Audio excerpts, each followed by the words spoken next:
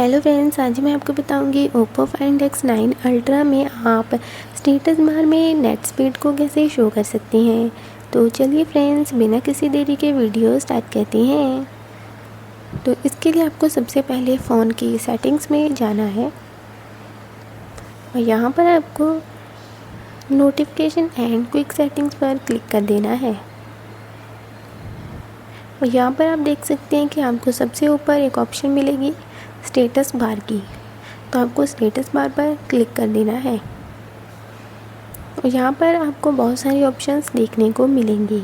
तो यहाँ पर आपको एक ऑप्शन मिलेगी रियल टाइम नेटवर्क स्पीड वाली, तो आपको यहाँ पर इसको क्लिक करके ऑन करना है। यहाँ पर ऑलरेडी ऑन है। जैसे आप इस ऑप्शन को ऑन करेंगे तो आपके फ़ोन की नेट स्पीड स्टेटस बार में शो होनी स्टार्ट हो जाएगी और यहीं पर आप इसको क्लिक करके ऑफ भी कर सकते हैं। Bye bye friends.